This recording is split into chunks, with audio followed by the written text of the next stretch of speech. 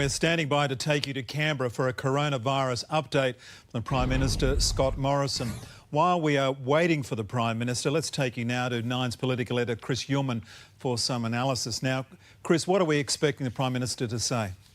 That he's going to throw a safety net essentially under wage earners in Australia and trying to keep them connected to their companies by essentially subsidising businesses to pay their workers. We've seen since March the 11th, this government spent $87 billion, and along with some other assistance from the Reserve Bank, around about 10% of all the economic activity that a country would generate in a single year is now being spent by the government to try and rescue the Australian economy. The first plan we saw was called a stimulus plan, where the government was concerned it was heading into a recession. Now we are looking at a rescue package, Mark, and we've seen that money pour out to people who are now going to get their money from Centrelink. We've seen a doubling of the job seeker allowance, but this one specifically is looking after businesses, to look after workers, and essentially to put the Australian economy into hibernation for the 6 months that the Prime Minister believes this crisis is going to last. Chris, any sense, you mentioned $87 billion so far, but any sense of the size of what this is going to be? It'll be an enormous amount of money. In the words of one senior government minister, a knee-trembling amount of cash is about to be spent by the Australian government. And this will not be the end of it, Mark, because it'll be time-limited, as is the job seeker allowance. They're talking about 6 months at the moment. But none of these things is going to be a quick fix. You can imagine, and we're expecting the Prime Minister out shortly. I've just seen his senior press secretary walk by, so usually that's a sign that the Prime Minister's not far away. But yes, that this assistance will have to stay into place for quite some time, and because of that will add up over time, and we'll see hundreds of billions of dollars essentially spent before this crisis is over. And Chris, when you think about it, the cumulative effect of the money that's already been spent, the money that's now going to be spent, and the recession that's going to envelop the economy, it's a pretty toxic mixture, isn't it? Yeah, look, I guess in future we'll have time to wonder and to ponder what was worse, the disease or the cure, because depressions and recessions also kill people, and there's not a shadow of a doubt that Australia's heading into a crushing recession now, and the world will follow it. So there's always the possibility that we might see a depression, which means years and years of long-term unemployment. There was a reason why yesterday the government threw $1 billion at the health system again, a telehealth system so people can ring into the GPs while they're in lockdown, but also money towards domestic violence and money to trying to make sure that people have some sort of safety net there, and money for, and here's the Prime Minister, Mark.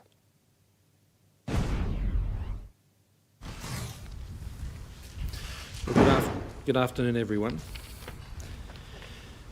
Now is the time to dig deep. We are living in unprecedented times, with the twin battles that we face and that we fight against a virus and against the economic ruin that it can threaten. This calls for unprecedented action. Governments making decisions like they never have before. And today our government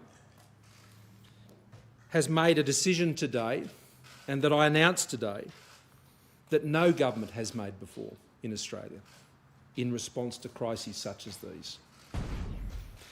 And I hope and pray they never have to again. In the past, on so many occasions they couldn't. But today we can, today we must, and today we will.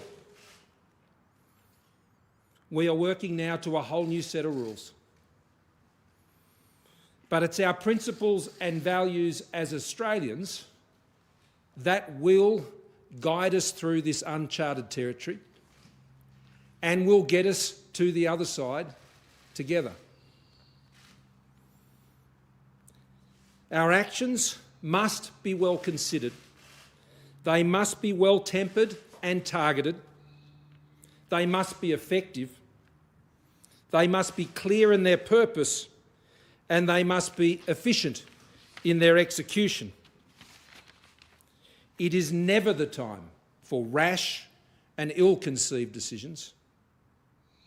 That is why we have applied ourselves to delivering this plan that will provide Australians with the economic lifeline that they will need in the many months ahead to make it through and to get on this bridge we're building together to the other side.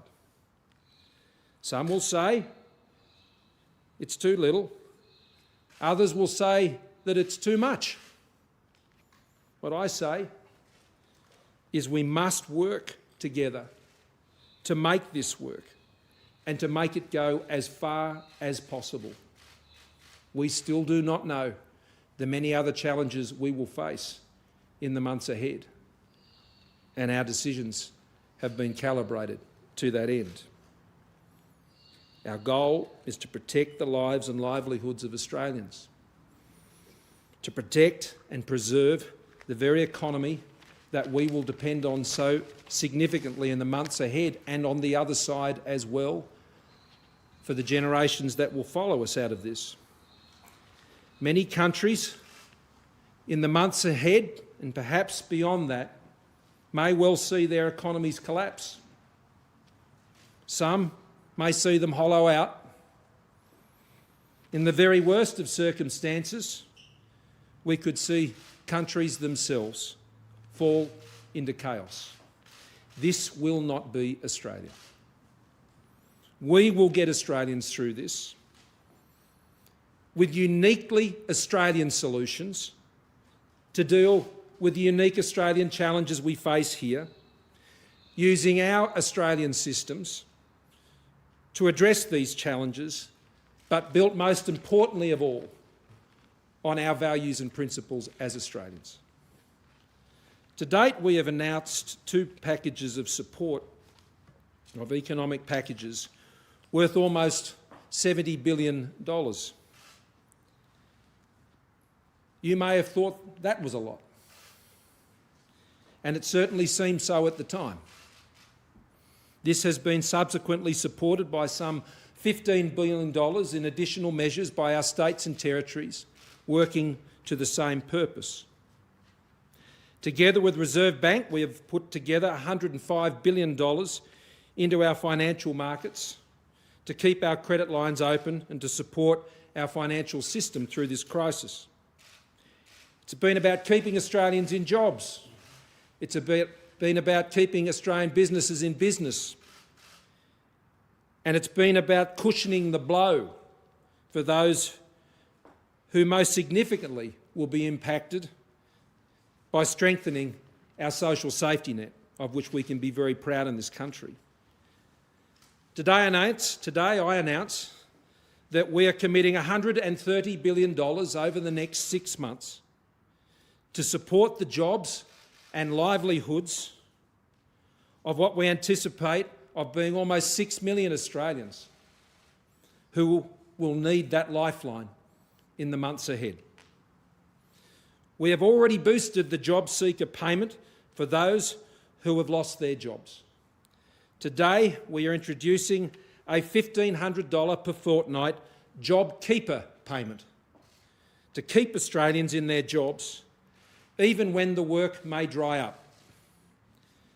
We will pay employers to pay their employees and make sure they do, to keep them in the businesses that employ them, and to ensure they can get ready together to bounce back on the other side. These businesses and their owners will tell you are their employees. They are their most important asset. And this plan is about keeping those businesses together by keeping these employees in these businesses. We want to keep the engine of our economy running through this crisis. It may run on idle for a time, but it must continue to run. Our plan will see our businesses, large and small, right across our entire economy, share the load with our welfare system to deliver these important income supports. Our JobKeeper plan sees every Australian worker the same way, no matter what you earn. There is not more support for some than there is for others. That is not the Australian way. If one person falls on a hard time, if anyone falls on a hard time, it's the same hard time. We're all in this together. That's what's fair. That's what's Australian. So with this plan now, it is time to draw together again. It is time to chart our way through together. These businesses with their employees, staying together, looking ahead, seeing what it will be like on the other side and working and building towards that on the other side so they can take that opportunity and create a new future together on the other side of this. So they emerge together, and we all emerge together as Australians, as one. I'm going to ask the Treasurer to go through the details of those announcements. I would also note that in addition to the Job Keeper package, we are also extending arrangements for the Job Seeker arrangements to those who are receiving payments or seeking to receive payments where they have a partner pay income test. That partner pay income test will be changed with the taper rate, and that'll extend out to what would be an annual income for the partner of $79,762 per annum, which will broaden the access to that payment for people in that situation whose partners previously were earning around about $48,000. That was the threshold. And I would note, though, that many of those partners who are seeking those payment will obviously now, in the very many cases, be covered by this Job Keeper payment by remaining attached to their employers. I want to thank the Treasurer for the work that he has done, together with the Treasury Secretary and the Treasury Department, the Finance Department, and of course the Finance Minister. This is a very big challenge, and I appreciate the work you've done, Josh, but for all of us, it's about the support that's needed. Josh. Well, thank you, Prime Minister. Australia is facing a war on two fronts. As the Prime Minister has said, we are facing a health crisis and an economic crisis at the same time.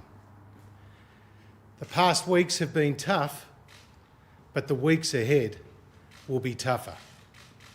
And Australians know that no matter how great the challenge is, their government has their back. Our priority all along has been to properly resource and prepare our health system for the challenges that we face in the period ahead. But we have also never lost sight of what the need is to cushion the harsh economic impact for Australians from the coronavirus as we build a bridge to the recovery. This is what the hibernation strategy has been all about. We are partnering with banks to support lending to their customers, and the banks are providing a 6-month reprieve from having to make repayments. We are ensuring that tenants facing significant hardship as a result of the coronavirus will have the security of a 6-month moratorium on evictions. We're working with the utility and the insurance companies who have a responsibility in this Team Australia moment to help their customers get to the other side. But most importantly of all, we have been focused on keeping Australians in jobs and Australian businesses in business. This has seen the government join with the banks to provide loans of up to $250,000. And as the Prime Minister referred to our earlier packages, we are providing cash payments of up to $100,000 to small and medium-sized enterprises. Where people have tragically lost their job, we've effectively doubled the safety net with the new Job Seeker coronavirus supplement. But today we go further, we go much further. At a cost of $130 billion over the next 6 months, we are providing support to the Australian worker like never before. Extraordinary times call for extraordinary measures, and this new $1,500 a fortnight Job Keeper payment will provide job security at a time when it's needed most. This payment will give working Australians their best chance of keeping their job and keeping them connected to their employers so that they can bounce back in the recovery phase. This $1,500 payment is a flat payment, as the Prime Minister said, and is the equivalent of around 70% of the median wage and represents about 100% of the median wage in those sectors most heavily impacted by the coronavirus, like retail, like hospitality and tourism. It will be available to full and part-time workers, sole traders, and in the case of casuals, to those who have been with their employer for 12 months or more.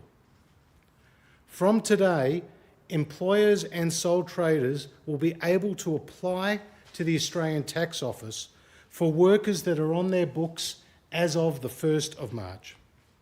The payments will flow from the first week of May and be backdated to today. If employees have been stood down by their employer since March the 1st, they are still eligible for these payments. To be eligible, the turnover of the business will need to have fallen by 30% or more, or in the case of a business with an annual turnover of more than $1 billion, by 50% or more. Our wage subsidy scheme for Australia is unlike those announced by other nations. It's more generous than New Zealand's scheme. It's broader than the United Kingdom's scheme, as it applies to all employees, not just those that have been stood down. And it's available to all eligible firms, not just small businesses, as is the case with the Canadian scheme. Our scheme, as the Prime Minister has said, is uniquely Australian, with every eligible employee receiving the same wage subsidy. Today's announcement, together with our previous two packages, including the $105 billion injected into the financial system with the Reserve Bank of Australia, sees total support from the federal government during the coronavirus reach more than $320 billion, or 16.4% of GDP. This unprecedented level of support reflects the unprecedented moment that we are in. And the announcement today is the means by which Australians can get to the other side of this coronavirus crisis. Lani, just so everyone knows, I'm going to start over here and then I'm going to move across and make sure everyone gets a go. Okay, so might start with you, David, if that's all right. Well, I guess the question is this going to be enough, do you think, to shield workers and businesses already affected by this? With $130 billion of support on top of the almost $70 billion already put in, and the support to financial markets, this is as an extraordinary level of support in extraordinary times. But we are in uncharted waters, David, and the government will continue to do all within our power and all within our capacity. And with a plan of this scale and this size, it is certainly our intention that we hope that is the case. Dave, I'm just going to move around so everyone will get an opportunity. Yep. There are renters in the big cities who will be struggling to pay the rent if they lose work. $1,500 a fortnight, while welcome, may not be enough to cover their rent. Is there anything further that can be done? Is that mainly a state responsibility, or is there something else that you can do to help people pay their rent? Well, we're currently looking at rental assistance payments at the moment. We're also working with the states and territories when it comes to residential tenancy issues. That continues to be a matter that's a subject of work within the National Cabinet. Right now, as you heard me say last night, there is a moratorium on evictions that would apply and be put in place by the states and territories to both commercial and residential leases.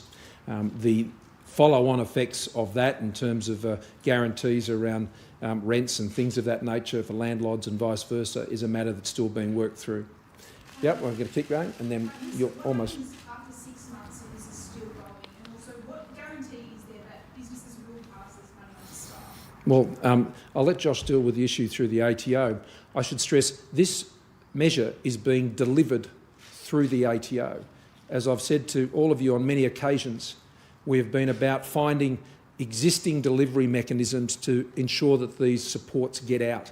When you design new systems, then you can find yourselves in all sorts of difficulties. And even with these systems, as you can see, there of course will be a lot of work to do. I mean, these payments are always done in arrears for things of this nature, so that will not be news. And those arrangements businesses can put in place to ensure that they can keep going and working with their banks and so on, because this is an absolute guarantee of a payment they'll receive when it comes to supporting their payrolls. But the systems that will deliver this program are systems that we have assurances from in terms of the Australian Taxation Office, and that provides the mechanisms for them to follow through on the employers. This is a payment per employee. That will be able to be followed through on what is known as the single touch payroll system, which is now being broadly implemented right across Australia. And that puts the checks and balances in place for the tax office to be able to ping those who are not doing the right thing. But Josh, did you want to add to that? Well, just thanks, Prime Minister. There's a legal obligation on the part of employers in this case. And importantly, there's an alignment of interest between the employers and the employees. They want to keep this connection because they know there's going to be a time after the coronavirus and they want to bounce back stronger than ever. So we have been motivated by two key issues here. Firstly, to reduce the cost of doing business for those employers so that they can continue to keep their people employed. And secondly, to maintain that formal connection between the employer and the employee, which will give great confidence to the employee. This is a psychological and tangible material boost to employees around the country. Lani and then Catherine. So this money will start hitting people's accounts by May. So what do people who lose their jobs today or tomorrow do to make ends meet between now and May? And am I right in that you expect 6 million Australians to lose their jobs? No, that's not what this means. And first of all, people will be getting paid from now. The reimbursement in arrears happens with the companies on that date, but it applies back to now, from today. Well, what will happen is the businesses are using their payroll systems through their normal pay arrangements, and those pay arrangements will be supported from today. So what this means is these employees won't be going to Centrelink. They won't be engaging with the social security system. They'll be engaging directly with their employer, and their employer will be making the payments, and then we will be reimbursing the employer. Josh made the Treasurer made a very important point in terms of how this is different to the UK system, for example. The UK system pays employers for employees that are stood down, that are no longer doing any work. What we are doing is providing this support to employers when their businesses are still functioning, when their employees are actually still at work. Our scheme is designed to actually keep people not just in pay, but in actual work, wherever that's possible. And so that's why the mechanisms kick in, the threshold kicks in when they have a downturn in revenue of 30%. Now, I've been taking some soundings from people in my own electorate, and they've seen their businesses fall by 50%, 70%, but they're still keeping people on, and they're still running businesses. And this is actually an incentive for businesses to adapt to these new circumstances, to keep people on doing actual work, and for those businesses that have had to close their doors because of the decisions to close down certain businesses, that means they can still have them on the books, on the payroll, and still looking at how they can work together to resuscitate and revive the business on the other side. So this isn't money for people just to go away and do nothing. This is about people remaining connected to their business and looking into the future.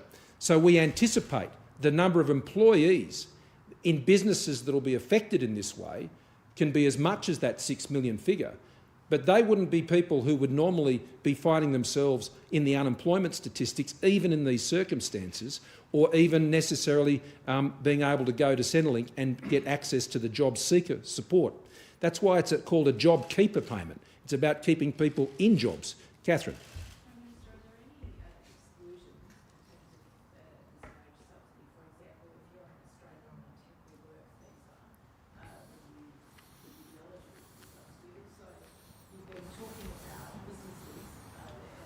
businesses, to charities, not-for-profits, theatres, arts companies, you know, people that have been absolutely slammed over the last couple of weeks. Sure, I'll let the Treasurer add to this, but it does apply to not-for-profits, as the Treasurer has said. It applies to New Zealanders who are here on 444 visas. I've had that conversation with Prime Minister Ardern. We had a discussion earlier today about those issues. That is a departure from the arrangements we've put in place when it relates to the social welfare system. New Zealanders on 444 visas don't get access to the welfare system, but they are getting access to this job keeper payment. The reason for that is we have New Zealanders who've been making a life here, have been part of work here, they're connected to businesses here, they have commitments here, and they own properties and they rent properties, and they're part of an ongoing economy in Australia. And so we're about keeping them part of that economy because they're part of what happens on the other side. The Prime Minister herself has told me that for those disconnected, if you like, from the Australian economy, they know the rules when it comes to the welfare system in the economy, and many of them are finding their way back to New Zealand. But Josh? Yes, Catherine, it does apply to not-for-profits, just like our cash payments to small and medium-sized businesses also apply to not-for-profits. The other point I just want to make about the UK and New Zealand schemes is they were 3-month schemes. This scheme's been announced and costed for 6 months. 6 months. Yeah, Tom? Could you just clarify whether any workers who've already been stood down will qualify for this latest JobKeeper payment? You can help. Yes, they will. It goes back to March the 1st. And so if you have employees who are on the books as of March the 1st and you're the employer, you are eligible to receive this JobKeeper payment. Will they now reach out to those employees or how will it work? Yes, the employers and the employer, in many cases when you've stood them down, you've still got them obviously on the books, and no doubt the employers will do that. The ATO has a button on their site which employers can hit, I understand, from today. That will register them as going into this program and that system. And so it'd be a matter of the employee making contact with their employer if they fit into the categories that the Treasurer has outlined, full-time, part-time and casual for more than 12 months, and then they can enter into those arrangements. I'm coming across? Okay, yeah. They asked, are you saying that businesses could, with confidence, give their employees $1,500 a fortnight from now and get that amount reimbursed to them in May? Or yes. And as another point of clarification, assuming on their self-declaration that they are eligible, that their business has fallen by 30%. Yeah. Just another point of clarification for people who and they register with the ATO. Yes. Might have already put in or in the process of trying to get the job seeker payment, what exactly should they do? There are going to be a lot of confused Australians at the moment. They should ring their employer, find out whether they're registering to be part of the JobKeeper program, and they'll be able to take up that arrangement with JobKeeper. You obviously can't get JobKeeper and job seeker, and that will be one of the conditions that the employers will be working through to ensure that they're not double counting on those measures. So if you have applied to job seeker through Centrelink, then you can get in touch with your employer and translate across to the other program. That will mean it will take a lot of pressure off Centrelink and the government services system, and that'll hopefully mean that we'll be able to even move more quickly through those arrangements. Andrew. Prime Minister, correct me if I'm wrong, it's $39,000 a year. You're calling it a wage subsidy. Is it your expectation that employers, if they can, would have a contribution? And secondly, it's a gobsmacking amount of money. This is clearly going to require some legislation. When is Parliament going to resume? Okay, let me deal with those in turn. I've already spoken to the Leader of the Opposition today. From this week, we are having a weekly telepresence meeting between the senior leaders of the opposition and of the government to just run through issues that are being managed by the government and to provide the opportunity to engage with the opposition with those on those items. From tonight and tomorrow, our key ministers, obviously the Treasurer and others, will be engaging with the shadow ministerial counterparts to provide further information and briefings from our officials to the opposition so they can understand these measures. We will be having to recall Parliament. I discussed that with the Leader of the Opposition today, and he understands that. And we put in place the measures, the mechanisms last Monday to enable that to be done in a much smaller arrangement, and that would be done in person here in the Parliament in Canberra to enable this legislation to be progressed through the Parliament to give effect to it. On top of that, it would be important to ensure that if there was agreement reached on the legislation even before the Parliament were able to sit, that would create greater certainty and clarity. Some of this legislation could be a bit complicated, and so we need to ensure that we get that legislation right when it comes into the Parliament, so it will be convened at a time when officials can appropriately draft that legislation, and we can share that with the opposition, and then we can have it progress through the Parliament as quickly as possible, as we saw last Monday when we did that exact process for around almost $70 billion worth of measures. Now, you'd have to remind me of the first. Good point, and Josh will add to this, I'm sure. Yes is the short answer to that question. I mean, there will be businesses that will, particularly those who continue in operations, who will have their employees operating, and they will have the first $1,500 of their wages each fortnight met by this payment, and that will give employers a bit more room to be able to keep employees in jobs and on the job for longer. But Josh?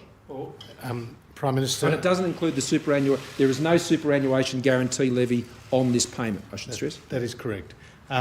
Employees who are eligible will be receiving a minimum of $1,500 because in some cases the employer will be paying them more than that amount. And as I said in my opening comments, you will have many workers in the retail space, in the hospitality space, in the tourism space who may have been on minimum wage. And this effectively is 100% of that wage. So this is why it's a fair system with a flat payment of $1,500. That will be a minimum payment to those many people. Okay. So you're saying it's the same amount of money for everyone. Would that include, so it's full-time workers, casual workers, part-time workers all receive the exact same amount? And Correct. Say there was a casual worker who was on the books but was potentially earning less than this amount on a general fortnight. Are they still earning the same amount? This is just across the board? It's a flat wage payment for every single worker that fits into that category. Phil? A lot of workers haven't been stood down, they've been retrenched. Are they, first question, are they ineligible for this payment if they've been effectively sacked? And B, of the 6 million estimated recipients, how many do you estimate will be completely dependent on this $1,500? They won't have any other income for the next 6 months? Well, the second part of that question is difficult to answer, Phil, because we're in very uncertain times, and that'll depend very much on the circumstances of each and every business. But in our answer to Andrew, we're obviously saying that those who are actually performing work functions during their hours of work, then there are arrangements that are there for them that will continue to be honoured. And so that is hopefully the case for many, but how many? It wouldn't be possible to make a determination on that. And Phil, you just might remind me of the second part of the question. Someone's been retrenched. Yeah, I'll let Josh do that. Could an employer who may have sacked someone in the last couple of weeks maybe have a rethink and put them back on the books now that they know this wage is coming? Well, exactly right, Phil. Because this changes the financial equation for those employers. If they were on the books on the 1st of March, for an employer, they will then be employees who were eligible for this particular payment through their employer. So if you're an employer who's been forced as a result of the downturn following the coronavirus to retrench workers, you'll put them back on your books and you'll receive this $1,500 payment. There would be, though, the issue if they've paid out any entitlements under that arrangement, and that would have to be sorted out, obviously, with the employer. For those who continue on with the business, then they obviously keep all their entitlements, but they're not paid out those entitlements because they're actually still employed by the business.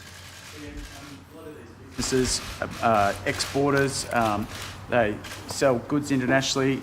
A functioning international trading system will be necessary to kickstart the global economy again. You made some comments to the G20 about this the other day. What more would you like to see in the way of global leaders working together to resuscitate that global trading system, what forums should be used, and what role will Australia play? Well, those challenges are the same challenges we were confronted with before this crisis regarding global trading systems and the WTO and many of the dysfunctions that were occurring there and frustrating export trade. They remain, and they still remain issues that need to be progressed. Right now, my supply chain and trade issues are very focused on ensuring the delivery and clear supply lines for medical supplies at present. And that was a key focus of the discussion that was had the other night. Many countries all over the world have contractual arrangements in place for medical supplies, and we would expect those to be honoured and not disrupted politically by any sovereigns. So that is something obviously we would expect, and we would be calling out that behaviour were it to be practice. More broadly though, I think all governments are very focused right now on the needs of their domestic economies and the supports that are needed for people here and now. So those issues, it'd be wonderful to see them progress, but right now the priority is ensuring that we can keep our economies running, and that remains such an important issue for Australia. And we must have a running economy to ensure that we can come through this together. Josh, did you want to offer any further comment on that? No, I think that's well said. Now, Brett can have the last one. And just two quick qualifications. The recalling of Parliament, how quickly would that happen given people are relying on these payments almost immediately? Do you expect that that will happen this week? And you've mentioned New Zealanders on the 444 visa. Are there any other exemptions for other nationalities that are here on temporary work visas, people from the Pacific and those types of programs? Short answer, no, on the second issue. Some matters are under consideration, but for now the short answer to that is no. In terms of recalling Parliament, well, we will draft the legislation, we will engage with the opposition as from now, and to work with them over the course of this week, like we did on the last package, and I'm sure we'll be able to move to the early recall of Parliament, which was envisaged when we put these mechanisms in place. It won't be this week. The legislation will take at least this week to draft, and to ensure that we can properly brief the opposition on the meaning and on the measures that will be contained in that legislation. But I hope to move through that in a cooperative way as quickly as possible, and I've had productive discussions with the Leader Opposition so far on those issues to date. I obviously haven't gone into the details of the measures. They've been announced here today, but that will enable us now to enter into those discussions and move through that as quickly as possible. Thank you all very much.